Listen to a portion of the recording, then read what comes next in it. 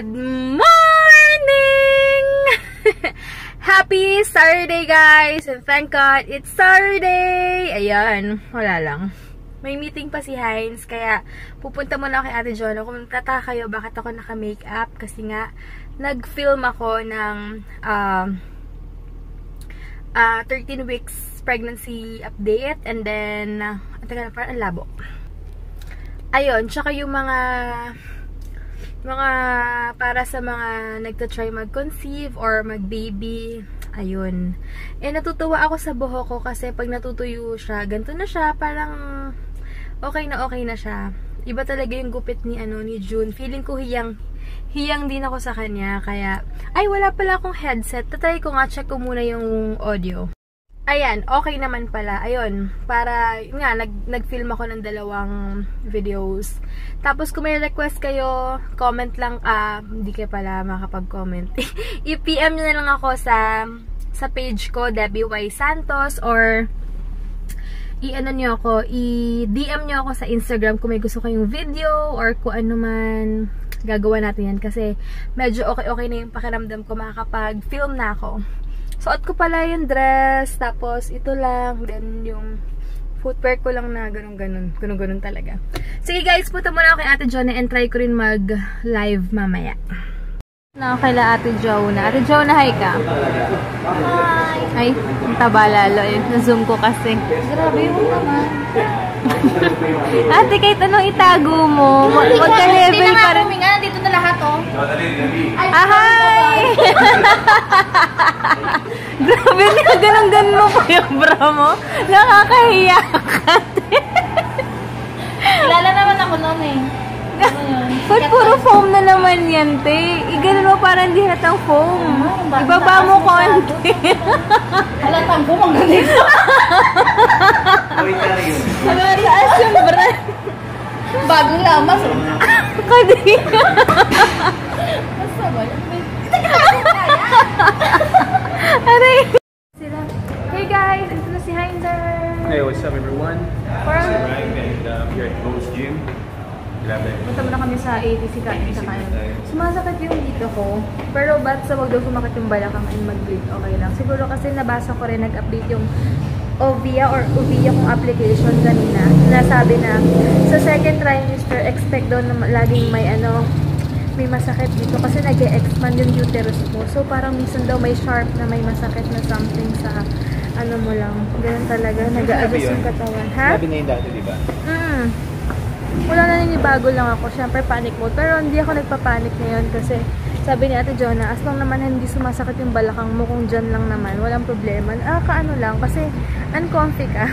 Walking ka lang kailangan. Ngayon, ayan, medyo wala. Kanina kayo siguro mali yung, uy, ano nga meron dun? Maki-uzi nga tayo dun. Wala ka lang makikita, cover din eh. May shooting nga dyan for sure, kasi naka-cover. Naka-cover. Wait lang guys, Ayan, kanina pala hindi ako masyado nakakain. Natanggal yung pilik mata ko. Kaya siguro nagloloko-loko rin yung tiyan ko kasi kumain ng carbonara doon, hindi ko rin nagustuhan. Wala as in. Hindi ko alam ano kumain. Sabi ko wag niya sabihin mag-Charlie siya na naman siya kasi for 2 days nag-Charlie siya na sa Kaloka. May bago dito or you want something else ba? Ayaw mo ng mga taba-taba. Check ko tayo. Visual eh. Oo eh. Talang ko.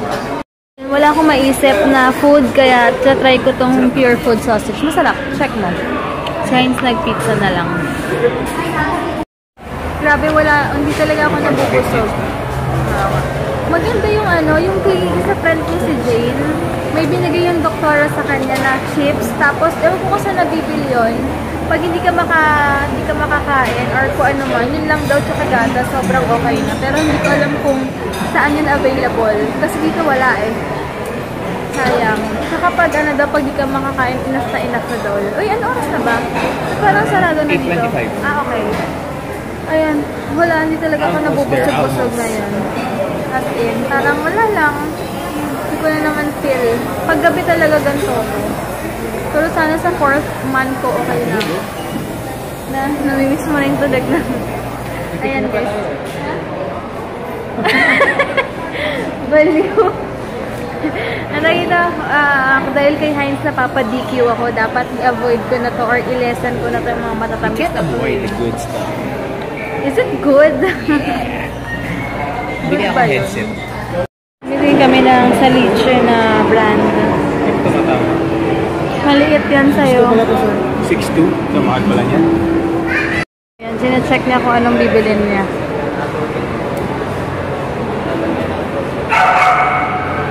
Yan, super orange. Kaya yung bike mo, yellow and black.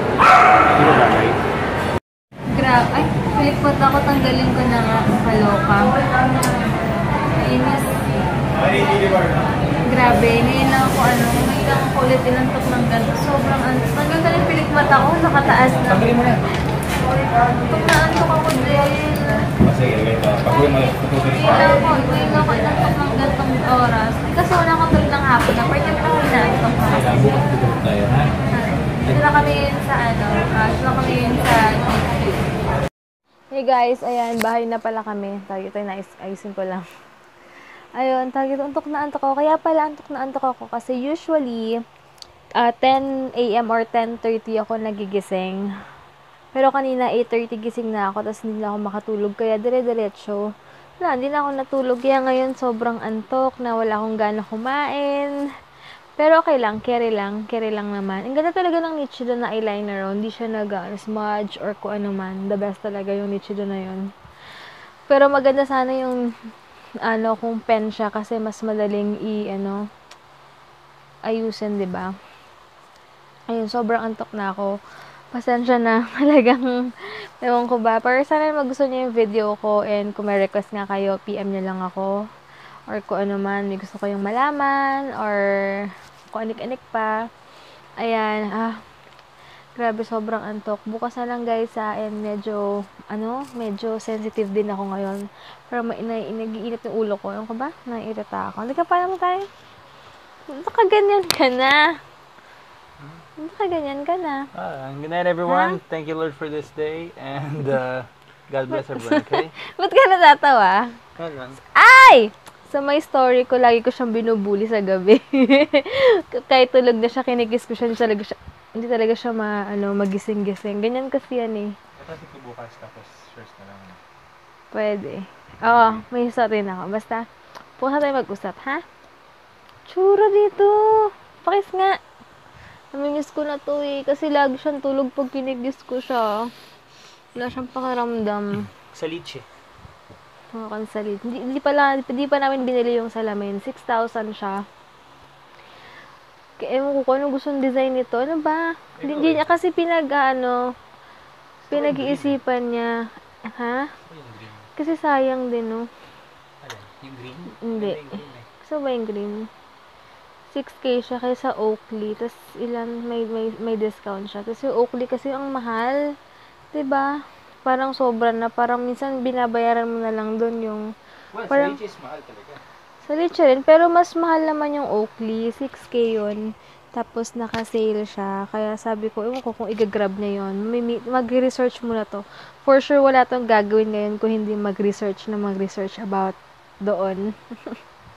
Alam niyo naman to. Kasi to, hindi to pala bili, diba? Sabi ko sa inyo. Pero pag once na may nagustuhan siya, and alam ko naman na gusto niya, sinusuportahan ko siya kahit magkano. Kasi minsan lang naman siya magkagusto. And alam niyo naman yung mga gamit niya. Hindi naman siya sa nag-iinarte, pero kahit na konti, gusto niya quality. Kasi ako kung ano-ano lang. Ako minsan, wala na akong pake kung may quality or hindi. Basta gusto ko, yun na yun. Siya kasi gusto niya talaga yung pang matagalan and worth it yung pera na binibili. Worth it yung pera niya na ginagastos niya. Ayun, ganun siya eh. Magkaiba talaga kami, no? Pero okay na rin. Ha? Wala. Sinisiraan kita.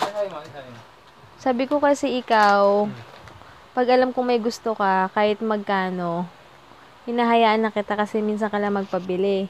Ako kasi, wala akong pakialam kung may quality or wala. Basta bibili ako. Basta gusto ko siya. Alam niya yun.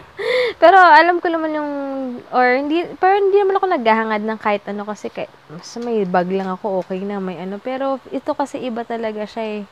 Iba talaga pag gusto niya talaga. Like what? Kahit na. Oo. Minsan lang naman. Kaya hinahayaan ko lang kasi syempre, ayoko rin naman na parang work siya ng work tapos wala siyang nabibili ng sarili niya. Gusto ko rin naman siya ma-inspire naman kahit papano, 'di ba? Kahit papano talaga. Or syempre, 'di ba, hangga't wala pa, hindi pa naman lumalabas yung bibi namin, go lang. Kung may sobra naman, why not? And nag-work naman siya ng maayos, 'di ba? Tsaka pera, kikitain naman yan. Sabi nga nila, mga experiences mo, or yung mga award mo sa buhay mo, or reward pala. Hindi award, reward mo sa sarili mo. Kailangan pang ganun. Diba? Worth it naman. I mean, kailangan din talagang something i-reward din sarili kasi life is short. Diba? And YOLO. You only live once. Kaya go lang, diba? Kaya lang. So, yun lang guys. Good night na and thank you so much for watching. And sana magustuhan yung mga videos. Yung isa baka bukas ko na lang i-upload. Yung isipan ko pa ng caption. So, good night and God bless guys.